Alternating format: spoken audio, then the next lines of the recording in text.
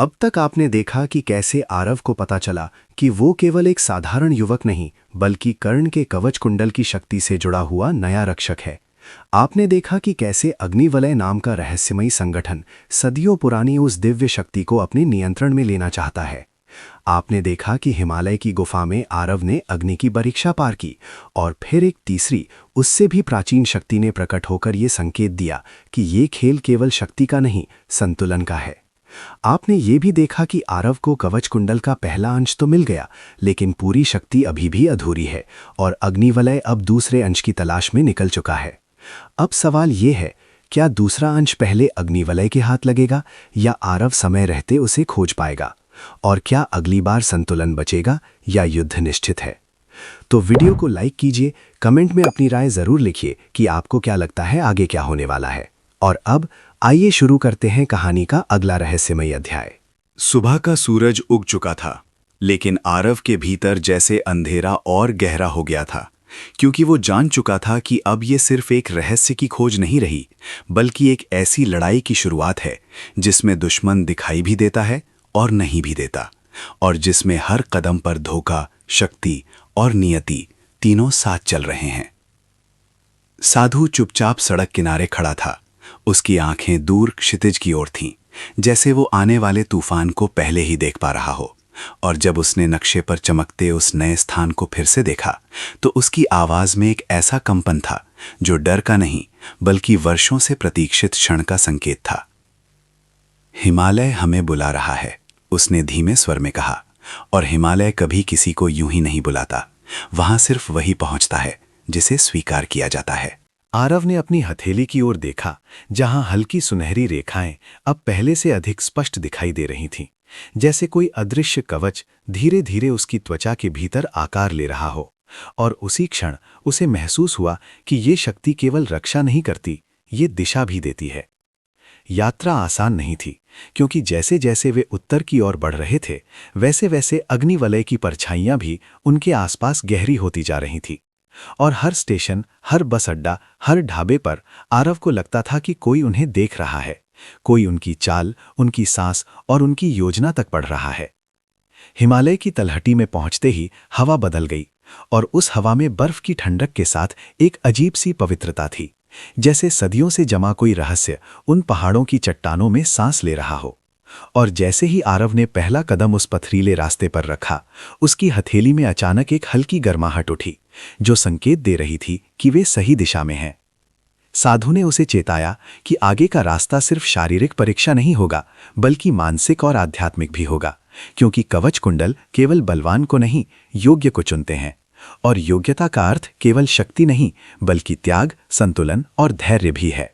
ऊपर चढ़ते चढ़ते मौसम अचानक बदला और घना कोहरा उनके चारों ओर छा गया, इतना घना कि हाथ की दूरी पर भी कुछ दिखाई नहीं दे रहा था। लेकिन उसी धुंध के भीतर से जैसे कोई स्वर उठ रहा था, धीमा, गूंजता हुआ और इतना प्राचीन कि लगता था वो स्वयं समय की गहराई से आ रहा है।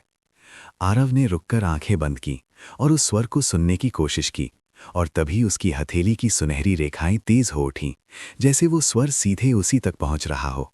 और अचानक उसके सामने धुंध में एक छाया उभरी, जो धीरे धीरे एक विशाल द्वार का आकार लेने लगी। वो द्वार पत्थर का था, पर साधारण नहीं, क्योंकि उसके चारों ओर सूक्ष्म नक्काशियां थीं, जिनमें सूर्य, रथ और एक धनुष धारण किए योद्धा की आकृति उकेरी गई थी। और साधु ने उसे देखते ही सिर झुका लिया, जैसे वो किसी तीर्थ के प्रवेश द्वार पर खड़ा हो। ये वही स्थान है, साधु ने गंभीर स्वर में कहा, जहां रक्षकों की अग्नि परखी जाती है। जैसे ही आरव ने उस द्वार को छूने के लिए हाथ बढ़ाया, अचानक पीछे से बर्फ पर कदमों की आवाज गूंजी, और वो आवाज इतनी साफ थी कि स्पष्ट हो गया, वे अकेले नहीं थे। आरव ने मुड़कर देखा और कोहरे के भीतर से अग्निवलय के वही लोग धीरे धीरे आगे आते दिखाई दिए, लेकिन इस बार उनके चेहरे छिपे नहीं थे। उनकी आंखों में एक अजीब सा आत्मविश्वास था, जैसे वे पहले से जानते हों कि ये स्थान कहाँ है और यहाँ क्या होने वाला है। उनमें से वही नेता आगे बढ़ा और उसकी आवाज हिमालय की ठंडी हवा में भी उतनी ही भारी थी। तुम सोचते थे हम तुम्हें नहीं ढूंढ पाएंगे, लेकिन हम सदियों से इन द्वारों की खोज में हैं, और आज तुम हमें सीधे इनके सामने ले आए हो। साधु ने शांत स्वर में उत्तर दिया कि ये स्थान किसी के अधिकार से नहीं खुलता, ये केवल चयन से खुलता है। और चयन किसी संगठन का नहीं बल्कि शक्ति का होता है। और तभी आरव की हथेली अचानक तेज चमक उठी, इतनी तेज कि कोहरा कुछ क्षण के लिए हट गया। द्वार की नक्काशियों में उकेरा गया सूर्य मानो जीवंत होता और पत्थर के भीतर से एक गहरी ध्वनि गूंजी, जैसे कोई सोया हुआ यंत्र सक्रिय हो रहा हो। और उसी क्षण जमीन हल्की सी कांपी। अग्निवलय का नेता तुरंत आगे झपटा, क्योंकि उसे समझ आ गया था कि यदि द्वार खुल गया तो वो नियंत्रण खो देगा। और उसने फिर वही काला यंत्र निकाला, पर इस बार जैसे ही उसने उसे सक्रिय करने की कोशिश की, वो यंत्र चिंगारी छोड़कर बुझ गया, मानो इस स्थान की ऊर्जा उसके विज्ञान को स्वीकार ही नहीं कर रही हो।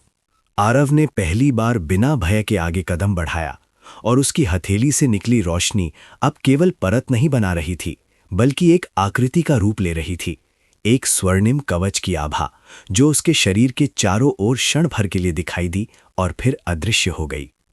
द्वार धीरे धीरे खुलने लगा और भीतर से आती रोशनी बर्फ पर पड़कर ऐसे चमक रही थी जैसे हजारों दीपक एक साथ जल उठे हों। और उसी क्षण अग्निवलय के लोग पीछे हट गए, क्योंकि वे समझ चुके थे कि ये स्थान उनकी इच्छा से नहीं, केवल स्वीकृति से खुलेगा। साधु ने आरव की ओर देखा और कहा कि अब जो भीतर है वो सिर्फ वस्तु नहीं, परीक्षा है, और यदि वो असफल हुआ तो शक्ति उससे छिन भी सकती है, क्योंकि कवच कुंडल संरक्षण देते हैं पर अहंकार को नहीं सहते। आरव ने गहरी सांस ली और द्वार के भीतर कदम रखा, और जैसे ही उसने अंदर प्रवेश किया, द्वार उसके पीछे धीरे धीरे बंद होने लगा और बाहर खड़े अग्निवलय के लोग उस बंद होते द्वार को देखते रहे। उनकी आंखों में पहली बार अनिश्चितता झलक रही थी।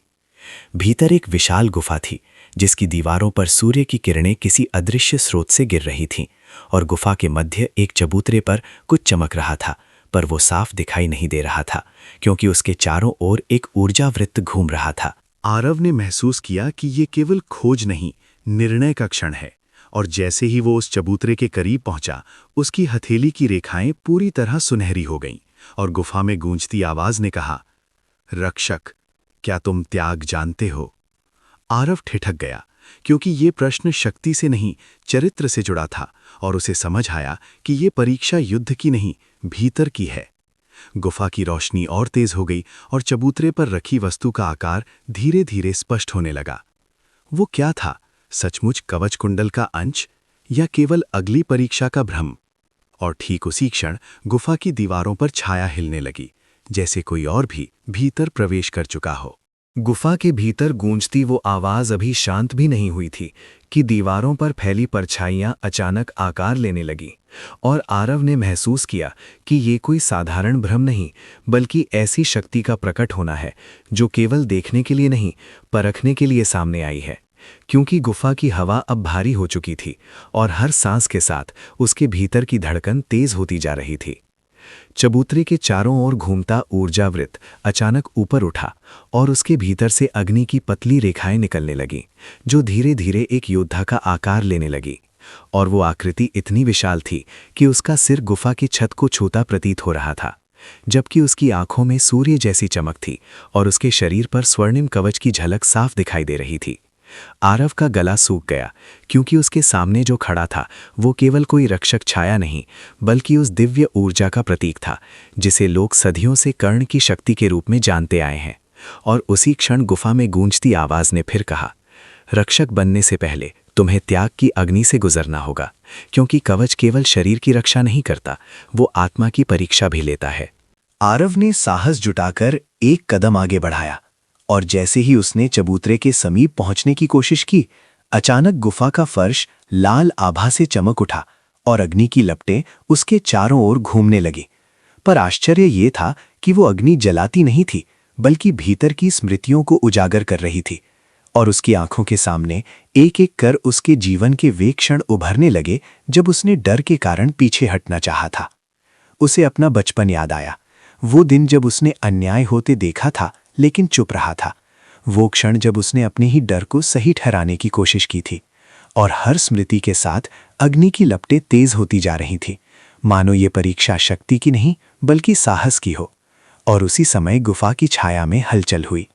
अग्निवलय का नेता जो बाहर रुक गया था, किसी अज्ञात मार्ग से गुफा के भीतर प्रवेश कर चुका था, और उसकी आंखों में अब उतावलापन नहीं बल्कि एक गहरी योजना झलक रही थी, क्योंकि उसने समझ लिया था कि यदि आरव ये परीक्षा पार कर लेता है तो संतुलन हमेशा के लिए बदल जाएगा।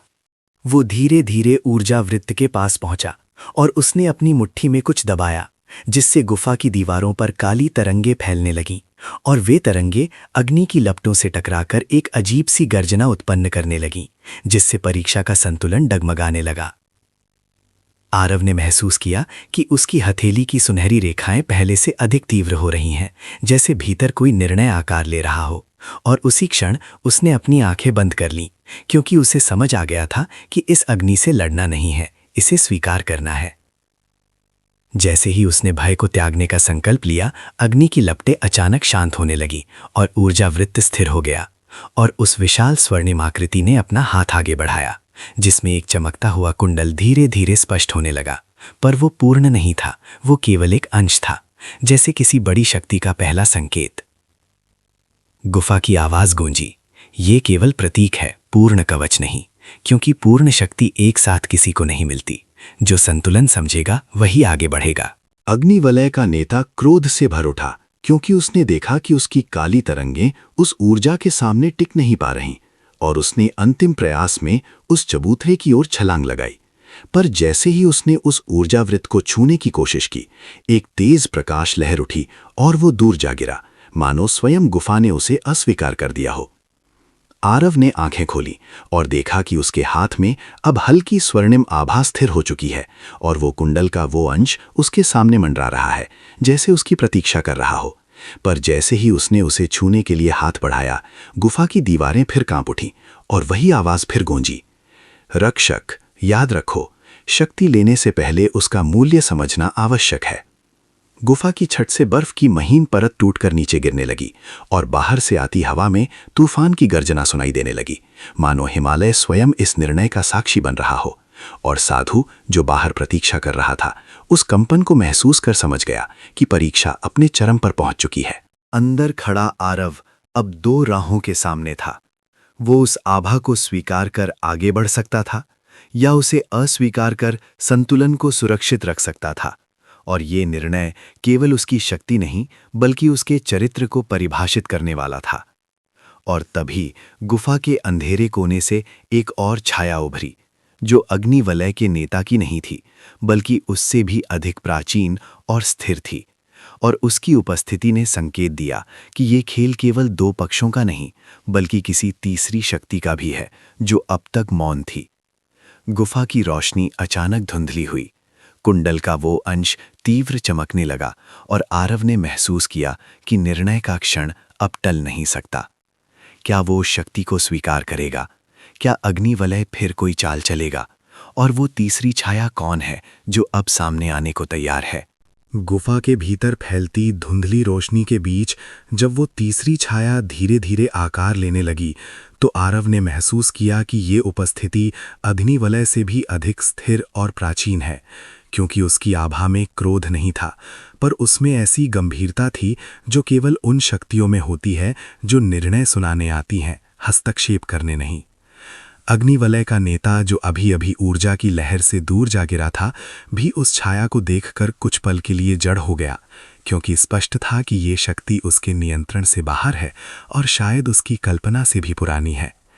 धीरे धीरे वो छाया प्रकाश में आई और आरव ने देखा कि वो एक वृद्ध पुरुष की आकृति थी, पर उसकी आंखों में समय की गहराई थी और उसके वस्त्र किसी साधु जैसे नहीं, बल्कि किसी प्राचीन रक्षक संघ के प्रतीक प्रतीत हो रहे थे, जिनकी कथा शायद इतिहास की पुस्तकों में नहीं, बल्कि केवल मौन परंपराओं में जीवित रही हो।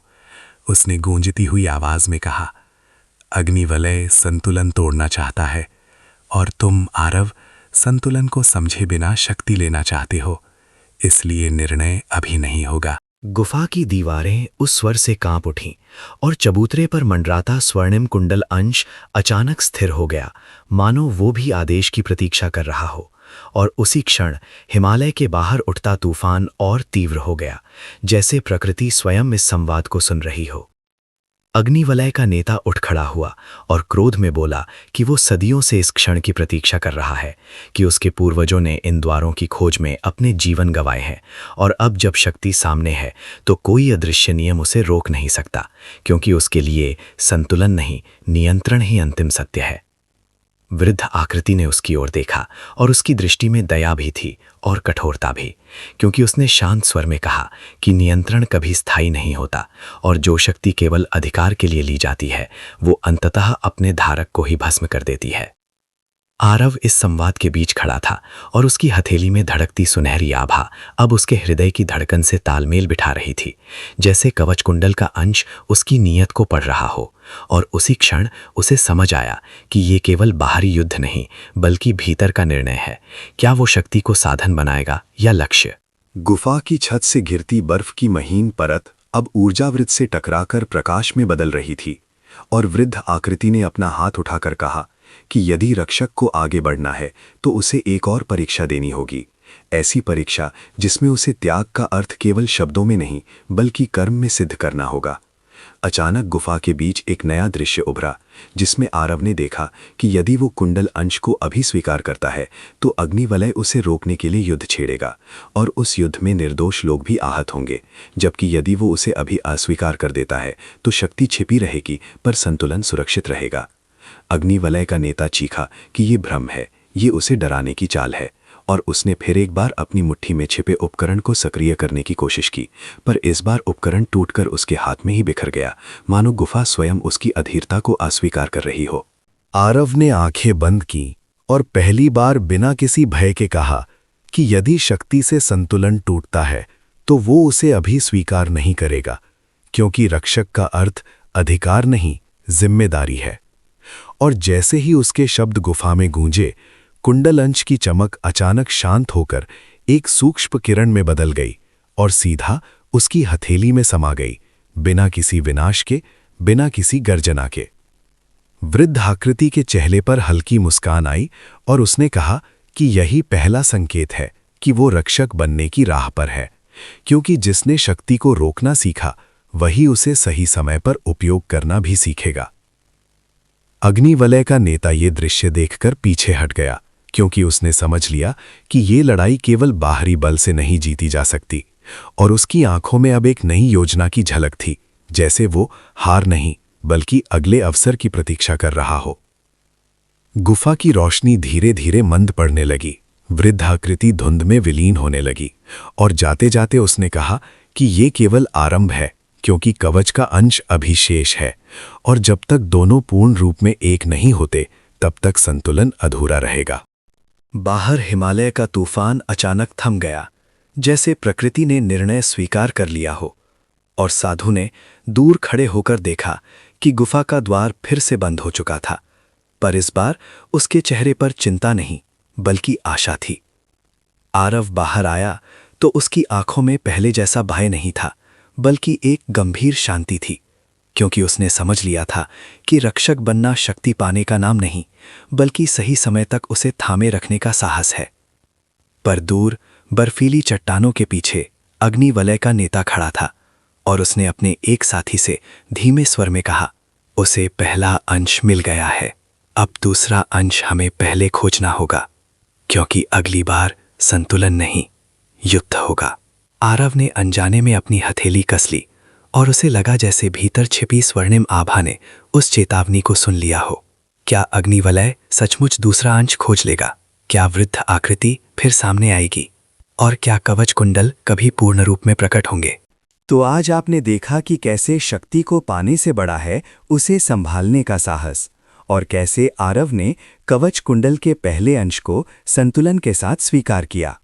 लेकिन खेल यहीं खत्म नहीं हुआ, क्योंकि अग्निवलय अब और भी खतरनाक योजना बना चुका है, और दूसरा अंश इस बार किसी गुफा में छिपा नहीं बल्कि ऐसी जगह है जहां पहुंचना ही अपने आप में मौत को चुनौती देना है।